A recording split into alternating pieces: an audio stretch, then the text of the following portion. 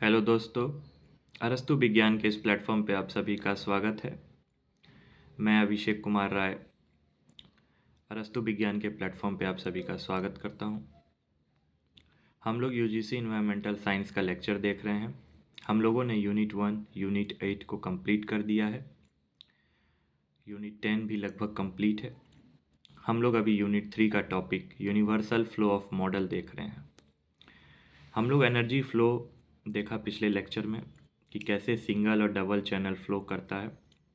आज हम लोग थोड़ा और डीप में समझेंगे। सबसे पहली बात, ईपी ओडम साहब ने 1968 में यूनिवर्सल एनर्जी फ्लो मॉडल दिया which represent the basis for a general explanation of ecosystem tropic flow. उन्होंने एक बेसिक एक्सप्लेनेशन दिया कि कैसे इकोसिस्टम में जितने भी ट्रॉपिक लेवल हैं उसमें एनर्जी कैसे फ्लो करता है। ठीक, the model can be applied to any living component. वो किसी भी लिविंग कंपोनेंट के लिए मॉडल अप्लाई होता है, चाहे वो प्लांट हो, एनिमल हो, माइक्रो ऑर्गेनिज्म हो, इंडिविजुअल्स हो, पॉपुलेशन हो, या ट्रॉपिक के रहने वाले जितने भी ग्रुप्स हों। सच मॉडल में डेपिक्ट फूड चेन। इस मॉडल को हम लोग क्या कहते हैं? फूड चेन कहते हैं। ठीक, जो कि मैंने प्रीवियस मॉडल्स में आपको दिखाया है कि कैसे बायो एनर्जेटिक्स जो मूवमेंट होता है, एनर्जी का मूवमेंट होता है, वो इंटायर इकोसिस्टम में फ्लो करता है। ठीक, अब रही बात फूड चेन की, जब ये टॉपिक आएगा तो मैं आपको डिटेल में बताऊंगा। लेकिन जो एनर्जी फ्लो होता है किसी भी लिविंग कंपोनेंट में, चाहे वो प्लांट, एनिमल कुछ भी हो, तो फूड चेन के थ्रू ही वो गुजरता है। अब बात आती है कि लिविंग स्ट्रक्चर और biomass of the component is represented as the box. मैं जब आपको डायग्राम दिखाऊंगा तो वहाँ पे कुछ बॉक्स बने होंगे, तो उसमें बॉक्स किसको रिप्रेजेंट करता है? लिविंग स्ट्रक्चर को। बॉक्स किसको रिप्रेजेंट करता है? लिविंग स्ट्रक्चर को, बायोमास को। ठीक है, ये मैं आपको बताऊंगा फर्दर। अब उसमें भी कुछ बातें हैं, वो आप ध्यान से यहाँ पे देख लीजिए कि further I is the ingested energy. I हम किसको रिप्रेजेंट करेंगे? Ingested energy. Solar radiation in case of autotrophs and ingested food in case of heterotrophs. ये जो सोलर रेडिएशन आएगा वो ऑटोट्रॉप्स के लिए आएगा, लेकिन इंजेस्टेड फूड, फूड को इंजेस्ट कौन कर रहा है? Heterotrophs. Since not all the energy supplied to utilise, सभी एनर्जी यूटिलाइज नहीं होंगे। जो एनर्जी यूटिलाइज नहीं होंगे, लॉस्ट हो जाएंगे, उसको एनर्जी नॉट यूटिलाइज कहेंगे, एन यू से डिनोट करेंगे। मान लीजिए सनलाइट ने टोटल एनर्जी छोड़ा तो कुछ एनर्जी ही यूटिलाइज्ड होगा, सभी एनर्जी इन्वायरमेंट में फैल जाता है, उसको हम लोग कहेंगे नॉट एनर्जी नॉट यूटिलाइज्ड, मतलब एन यू। अब बात आती है कि the assimilated energy is known as gross production. जो एनर्जी यूज हो चुका, जो मेटाबॉलिज्म में चला गया, उसको हम लोग ग्रॉस प्रोडक्शन कहेंगे। Part of A is used for the system. वो जो एसिमिलेटेड एनर्जी है वो सिस्टम के लिए यूज होगा, स्ट्रक्चरल मेंटेनेंस के लिए। किस रूप में? रेस्पिरेशन के रूप में। और जो ट्रांसफॉर्म्ड हो गया इनटू ऑर्गेनिक मैटर, उसको हम लोग नेट प्रोडक्शन कहेंगे, जिसको हम लोग पी से डिनोट करते हैं। P is the energy available for other individual और ट्रॉपिक लेवल। हाँ, जो यूज़ हो गया वो रेस्पिरेशन, जो ट्रांसफॉर्म्ड हो गया एक लेवल से दूसरे ट्रॉपिक लेवल, उसको हम लोग नेट प्रोडक्शन कहेंगे। और जो इंडिविजुअल यूज़ किया, पार्ट ऑफ नेट प्रोडक्शन, वो किसके लिए यूज़ किया? ग्रोथ के लिए यूज़ किया। मतलब नेट प्रोडक्शन का यूज़ कहाँ है? ग्रोथ के लिए, और ग्रोथ के लिए यूज़ होता है। और द केस ऑफ पॉपुलेशन और trophic level for biomass accumulation. एक तो ग्रोथ के लिए यूज़ हुआ और दूसरा बायोमास एक्यूमुलेशन के लिए, मतलब वो चाहे अपना एक्सक्रीट मटेरियल जमा कर रहा हो या बॉडी में ग्रोथ करवा रहा हो। ठीक है, बायोमास मतलब वेट बढ़ना। A part of net production can be stored. Net production को हम लोग स्टोर भी कर सकते हैं, ठीक है, इंडिविजुअल लेवल पे, in the form of organic compound of higher energy content. तो लिपिड के रूप में हम लोग उसको एनर्जी स्टोर कर सकते हैं, और at ecosystem level as a nutrients deposit और detritus.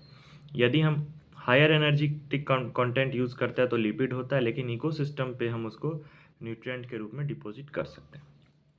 Some production can be excreted by the individual और exported to the ecosystem from the ecosystem. कुछ प्रोडक्शन जो होता है वो इंडिविजुअल द्वारा एक्सक्रीट हो जाता है और उसको एक्सपोर्ट कर दिया जाता है इकोसिस्टम में। तो आइए हम लोग पूरा डिटेल डायग्राम देखते हैं। मान लीजिए ये इंजेस्टेड एनर्जी है, इंजेस्टेड फूड यहाँ से आए। अब देखिए कुछ एनर्जी यहाँ से निकल गया, नॉट यूटिलाइज्ड। ठीक, कुछ एनर्जी एसिमिलेट हुआ नेट प्रोडक्शन से कुछ एनर्जी यूटिलाइज्ड हो गया रेस्पिरेशन।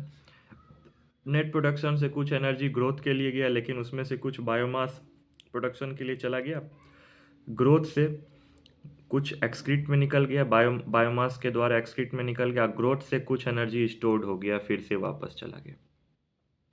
तो ये बॉक्स आप यहाँ पे है, डिटेल में देख लीजिए।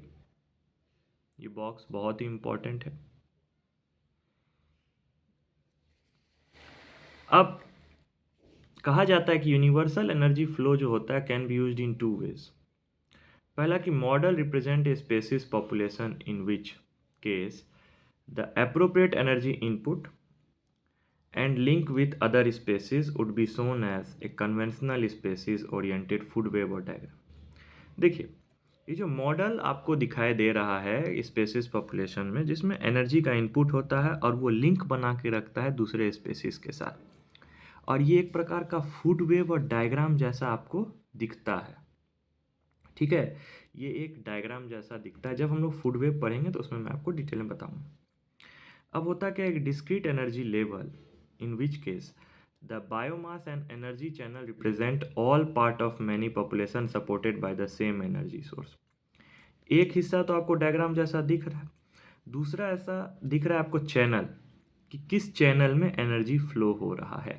बायोमास, एनर्जी चैनल, ये सभी एक पॉपुलेशन को दिखाता है।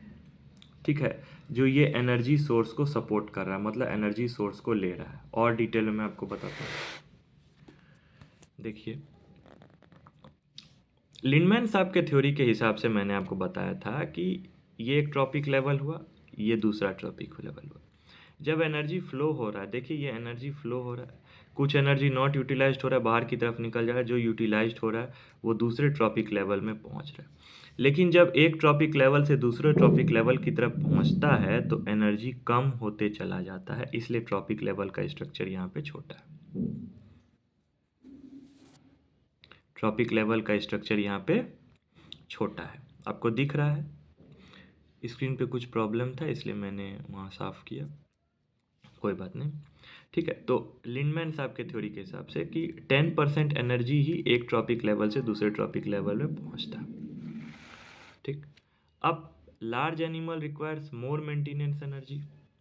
जो बड़े एनिमल्स होते हैं उनको ज़्यादा एनर्जी का ज़रूरत होता है, as they have more biomass to maintain, उनके पास ज़्यादा शरीर होता है, बायोमास ज़्यादा होता है। जो वार्म ब्लडेड एनिमल्स होते हैं, तो वार्म ब्लडेड एनिमल्स कौन होते हैं, बर्ड्स एंड मैमल, इनको ज़्यादा एनर्जी चाहिए होता है कोल्ड ब्लडेड एनिमल। तो ये एक इम्पॉर्टेंट पॉइंट है जो एग्जाम में पूछते हैं। मान लीजिए कि कोई वार्म ब्लडेड एनिमल्स हैं, बर्ड्स मैमल, वो बहुत तेज़ी से काम करते हैं, वो बहुत ज़्यादा देर तक काम करते हैं, दौड़ते हैं, उनका हैबिटेट नेचर अलग है, तो उनको सबसे ज़्यादा एनर्जी चाहिए कोल्ड ब्लडेड एनिमल्स के तुलना में। अब यहाँ पे एक छोटा सा डायग्राम है जो मैं चार्ट के रूप में बनाया हूँ। ये इंजेशन है। इंजेशन से दो पार्ट निकलते हैं, एक नॉट यूटिलाइज्ड एनर्जी, एक एसिमिलेटेड एनर्जी। अब ध्यान से देखिए, इंजेशन से आई से एन यू भी निकलते हैं, ए भी, नॉट यूटिलाइज्ड, एसिमिलेटेड एनर्जी। अब एसिमिलेटेड एनर्जी से कुछ एनर्जी स्ट्रक्चरल मेंटेनेंस के लिए आता है, रेस्पिरेशन, कुछ एनर्जी ऑर्गेनिक मैटर का प्रोडक्शन करता है।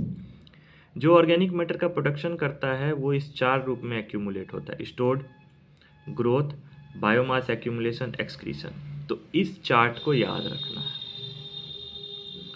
तो आज के लेक्चर में हम लोगों ने यूनिवर्सल एनर्जी फ्लो मॉडल को डिटेल में देखा। कल हम लोग ने single channel flow, double channel flow को देखा था, और मैंने कल बताया था कि मैं कल बॉक्स के बेसिस पे आप लोग को बताऊंगा कि किस तरीके से ये आप YouTube चैनल पे कहीं भी ढूंढने की कोशिश करिएगा तो हो सकता है ये आपको मिल जाए। लेकिन जो नोट्स मैं आप लोग के बीच लेके आया हूँ ये बहुत ही इम्पोर्टेंट है, लॉजिकल है, आपके एग्ज़ाम के पॉइंट ऑफ व्यू से बहुत ही इम्पोर्टेंट है।